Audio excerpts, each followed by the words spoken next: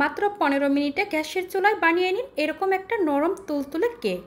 বিসমিল্লাহির রহমানির রহিম। আসসালামু আলাইকুম, ওয়েলকাম টু চ্যানেল নিপার রসই। নিপার রসইতে আজ আপনাদের জন্য থাকছে মাত্র একটি কলা আর একটি ডিম দিয়ে মাত্র 15 মিনিটে গ্যাসের চুলায় কেক বানানোর রেসিপি। এই কেকটা আপনারা চাইলে বিকেলে মাত্র 15 মিনিটে বাচ্চাদের বানিয়ে দিতে পারেন, আর বাচ্চারা খেতে অনেক পছন্দ করবে। চাইলে এটা বাচ্চাদের টিফিনেও দিতে পারবেন, ছোটো থেকে বড় সবাই খুবই পছন্দ করবে এই কেকটা। তাহলে রেসিপিটা দেখে নেওয়া যাক। এখানে আমি নিয়ে নিয়েছি একটি কলা আর নিয়ে নিচ্ছি একটা ডিম।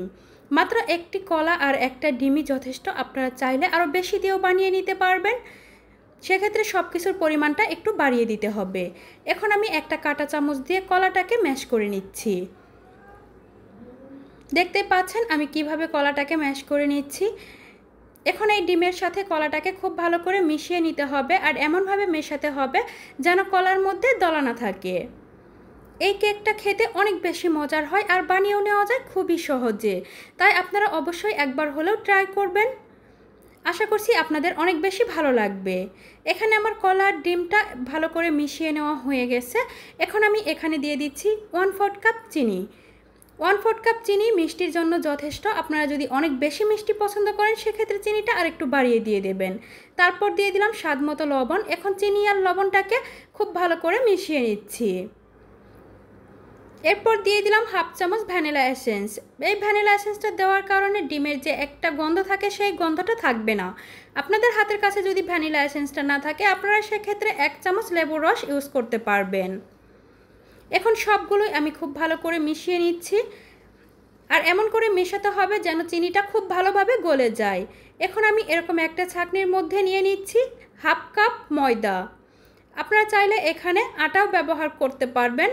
1/2 কাপ ময়দার মধ্যে নিয়ে নিলাম 1/2 চামচ বেকিং পাউডার।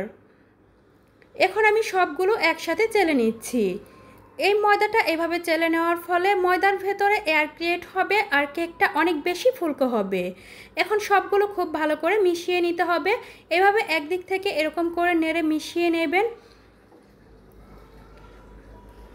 আমি খুব ভালো করে মিশিয়ে নিচ্ছি, দেখতেই পাচ্ছেন এই একইভাবে মিশিয়ে নেবেন। আপনাদের যদি এখানে একটু বেশি ঘন মনে হয় সেক্ষেত্রে আপনারা এখানে 2 টেবিল চামচ পরিমাণ দুধ অ্যাড করতে পারেন। এখন আমার সবগুলো মিশিয়ে নেওয়া হয়ে গেছে। এরপর দিয়ে দিলাম 2 টেবিল চামচ রান্নার তেল। তেলটাকে দিয়েও খুব ভালো করে মিশিয়ে নিচ্ছি।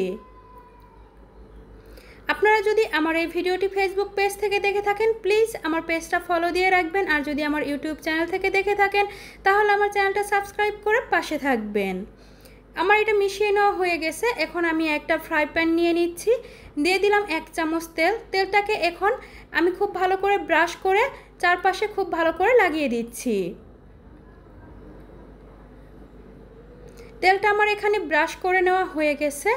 এখন আমি এখানে যে কলা, ময়দা আর ডিমের মিশ্রণ এটা ঢেলে দেব। কেকের মিশ্রণ আমি এখানে পুরোটাই ঢেলে দিলাম।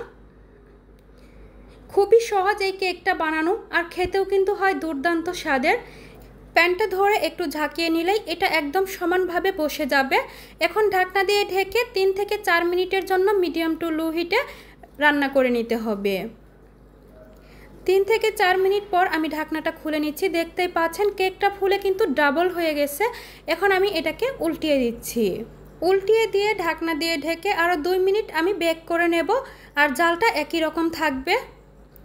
2 মিনিট পর ঢাকনাটা খুলে নিচ্ছি।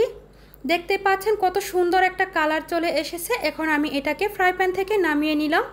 নামিয়ে একটা ছুরি দিয়ে আমি ঠিক এইভাবেই কেটে নিচ্ছি। আমি আপনাদেরকে কেটে একটু ভিতরটা দেখিয়ে দিচ্ছি, এর ভেতরটা কতটা সফট হয়েছে আর কতটা জালিদার হয়েছে। দেখেই বুঝতে পারছেন যে এটা কতটা সফট, আর খেতেও কিন্তু ভীষণ মজার হয়। আপনারা চাইলে খুব সহজেই এটা বানিয়ে বাচ্চাদের দিতে পারেন।